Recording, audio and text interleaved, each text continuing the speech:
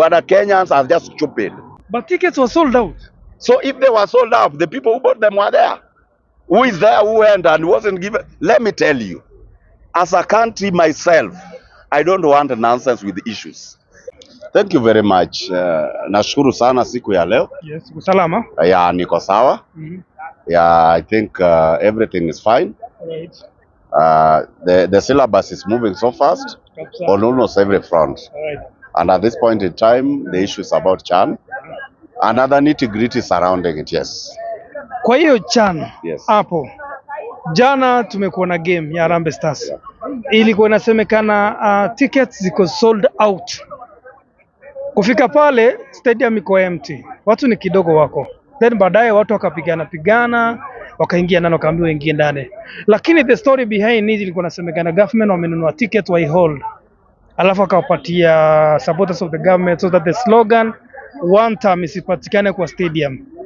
Do you think nini ni happen hapa? Kwa sababu ukiangalia hapo kujaribu kubai sahi ya the next match iko sold out. Na the same case ili happen kwa hiyo Kasarani sold out. Na kufika pale watu wako. Okay, let me say this. The biggest problem we have as a country is rumors. That's the biggest problem we have. Everything in our country revolves around rumors. And that's why I always say, from the onset, many a times we don't get things right from the onset. Because we tend to surround everything with the rumors. Like, first, Chan is not even a government affair. It is not a government affair. But now, you realize another pertinent thing that perplexes me as a person. For the elite lot, how is the government coming in? Yet these things are done online. Are you getting what I'm saying? If at all, it was literally over the counter. You can say somebody has worked out a scheme to do what? To buy tickets or block it for that matter. And now, what is apparent here? Some of these things, just in case that thing happens, then according to me, I think we need to engage the right authority. Okay, like I have an information, but it's just an overview. It is not authenticated. There was a narrative that the tickets sold were 40,000. The stadium should hold a capacity of 60,000. But then, what happens is that because of the Swaritian stampede, the Chan management decided to sell out 40,000 tickets and give provision for the 20,000 not to be packed, so that they assess the situation. Coming next progress is when they are going to do what? To do everything complete. That is an information that cannot be authenticated. But now, according to me, I'll say for a fact, Kenyans, if you want to grow, let us stop naysaying almost everything. We can never run a country with the rumors. Because, like at the end of the day, you try to malign the government almost on every petty issue. We know why Chan is playing in 2025, yet it is called Chan 2024. We know.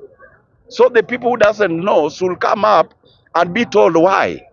Now, we expect variation when we are going to progress going forward. Are you getting what I'm saying? The main reason why Chan is spread across 3 countries, these are facts. And so, even if we can say the government had a scheme of ensuring the anti-government who are going to add the slogan of one term, now at the end of the day they get crushed. And then why didn't they sing the one term concept? Kwa sababu hawakuwa na watu stadium. Sio kama umenielewa. Let me tell you. The people you wanted to be the stadium, I don't know. We had people in the stadium. But tickets were sold out. So if they were sold out, the people who bought them were there. Who is there who went and wasn't given? Let me tell you, as a country myself, I don't want nonsense with issues. I tend to engage myself with factual issues. The person who went there and didn't get the ticket, the story is the tickets were over. So if they were over, where is the government coming in? Okay, 40,000 tickets Yes. ilikuwa inatakikana ndani.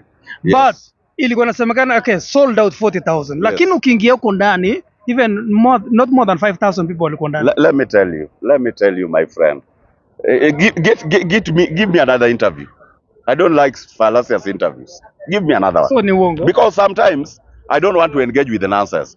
Did you make an effort of going to Nyayo, where the ball was being played under floodlights? Nyayo, Yes, there was a program in Nyayo at night yesterday. against Morocco. Eh? Huh? Nasema ya Kasarani. So why is Kasarani and why not Morocco? Kwa sababu ya Harambee Stars. Let me tell you, Kenyans, let's stop stupidity. The people who didn't go to watch the ball should not bring for us nonsense. This country, and that's why I always told you, this country needs a dictator who is doing right things. Because we cannot purport everything. I've always told you, like when we are from Shah, we are going to affordable housing. When we are from affordable housing, we are going to the bands. When we are not from the bands, we are going to the unemployment. We are from the unemployment, we go to, I can tell you we are stupid. And that stupidity is not going to take us anywhere. Are you getting what I'm saying? So the issue is, according to me, it is a privilege and honor we've given an opportunity to host Chan.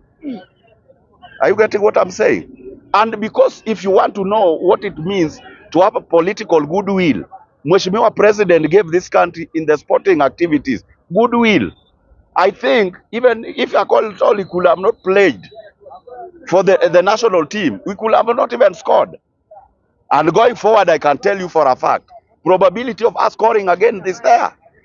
The only challenge we have with our group stages is only Morocco. If we can manage to contain Morocco and draw with Morocco and beat the other one, we are good to go. Are you getting that? Kenyans, we are just too funny. And my friend, let me tell you, as the media unit, it needs Solomonic wisdom so that you do professional journalism. If you people are also going to do this nonsense I'm getting around, I just come from my house. He was sleeping with his wife. These are nonsense Kenyans are discussing. Shauna. Now, what I can say is that as a family, we have to have a good approach of how we do our things. Chan is a good thing. It has been brought here. And I can only beseech, however much we are stupid, let us avoid bringing nonsensical issues in issues of good importance, like the Chan issue. Now, who is regulating the Chan tickets? Who is regulating? The government? There is a saying that politicians are buying tickets. Even myself, as a proponent, an aspirant of Bunge la Mwananchi, God willing, I have money, I'll buy tickets for our people here. They go and cheer our national team. Is that one a crime? Even if I buy all of them, and nobody wants to go, what will happen? The match is going to be played without fans. So who is complaining? And these people who are saying that the tickets were bought so that they don't get access. So, according to me, for you to understand what is being deserves is stupidity. Were they interested of buying tickets to go and sing one time there? Because the narrative is the government bought those tickets so that people don't go there and sing one time. What is stupidity is this? I think that's the idea. So the government, my friend, is a government having the machine to know this guy is going to sing one time, that guy is going to sing two times, and this guy is not going to sing. What narrative are we being told? We've reached to an extent where every nonsense we are given to consume. One thing that is apparent as a country, Chan is a good idea whose time has come, and because we've been given opportunity to host the tournament, I think it is good time our young people who have the talent are going to get platforms so that scouts can see them. Are you getting that? Yeah, so that's the version. And two, it has made our country to grow infrastructure-wise. Like now, if you go to Kasarani, it's not the same Kasarani you knew. If you go to Nyayo, Nyayo is not the same Nyayo you knew. Atalanta is coming. So meaning probability we are likely to host when, if at all we have man-manners, we portray this tournament, we are going to host what? The other one coming to in 2027. Yes. So this is the kind of nature and lifestyle we need to inculcate. But when we cook stories on almost everything, I think we are losing the point. I wanted to ask that thing, but so like Yes. importance of Chan Yes. to this country. Yes. Malaysia. Importance of Chan, like any other tournament, it is a good opportunity for our young people to get that exposure. Scouting ifanyike, waende nje. We don't need just to sing about the Olungas, the Wanyamas, the Marigas. Those whose time has passed. We have young talents around. Are you getting that? So that's the kind of culture we need to, and I really appreciate Mheshimiwa President, because Like now, let me tell you, those young guys, their legs are going to remain in the pitch. For them to get the 1 million each, for them to get the 500,000 for the draws, for they going to get the 200 million for the going through group stage, for them to go and get to the 400 million for semis. Are you getting that?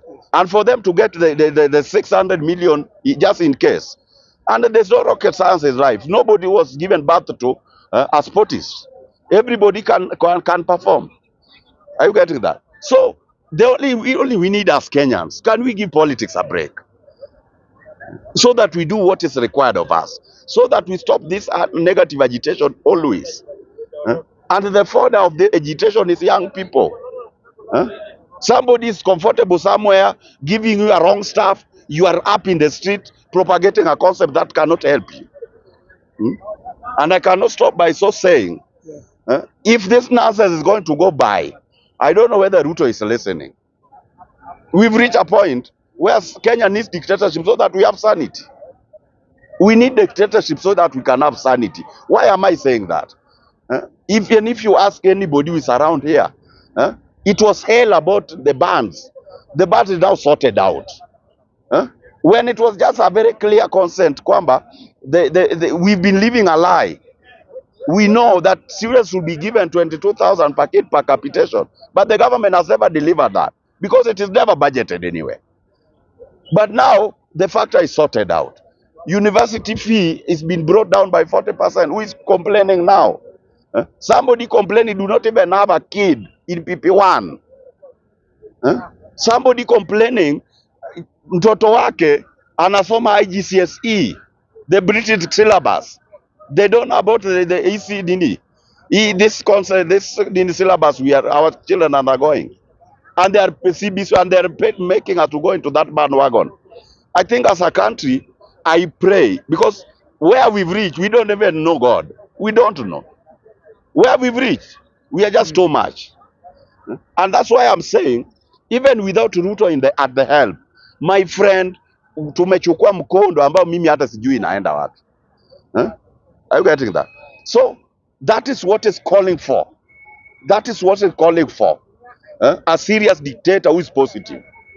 A serious dictator who is I did tell you, we can never have a bureaucracy where you want to fix a problem, but now you listen to every Dick and Harry, and you have to convince them. Kenyans are not convincible. Wamesoma vitu hata hakuna. Are you getting what I'm saying? And so with the Ruto regime, I can tell you, mimi lao opinion yangu nilikuwa inatumika. I can tell you, Kenya needs fixing once and for all. Now they are yearning for the Matiangi's leadership. Tell me one character that Matiangi possesses. They are talking about Michuki. Tell me one character that Michuki possessed. They are complaining about Ruto. Tell me one character that Ruto possesses. Because being a thief is not a character. Everybody is a thief. Even myself, I'm not being placed in that group because I've got an opportunity. You give me, I'll sell large. Who doesn't need comfortable life? Who? The only character these people possess, Matiangi is a dictator. When he says, I want this, he will ensure he's get it. Michuki was a dictator. And some of us, we have history of this country.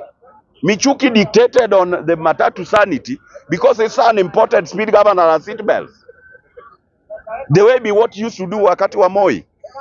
The moment Biwott wanted to trade on generators, he decided we have power blackout every day. In the name of our grid is faulty. Water imerudi chini. The moment generator zake aliimport zimeenda, hatukuwa na blackout anymore. Umenunua generator umeweka kwa store, sasa stima iko full time. These are nitty-gritty selling this country. Are you getting that? Yeah, thank you. So what I'm saying as a person, the only thing itatukomboa kama nchi are two. One, we have to have personal respect. Two, we need to have a leader who is a dictator but doing the right things.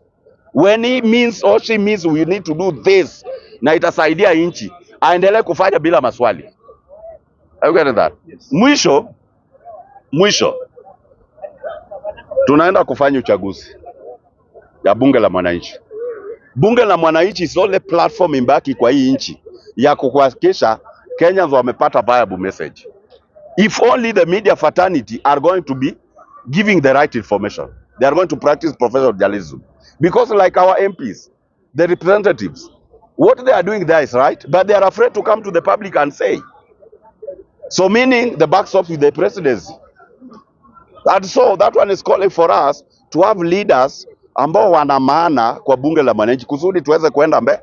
Lakini tukienda na hii version nasikia JC mtu hata certificate yake ya form 4 hajachukua, lakini wants to lead bunge. Mwingine ni old man. Then at the end of the day, within a span of 3 days amekuwa na 3 candidates kwa sababu ya uji. Hata hii ikifika itabidi ichukuliwe the right way kusudi nchi bunge iongozwe. We are going to take it. Na tutafika mahali eti tunaambiwa lazima iwe demokrasia. Itafika mahali kama ni upuzi hii naona tutaichukua. Thank you. Thank you so much.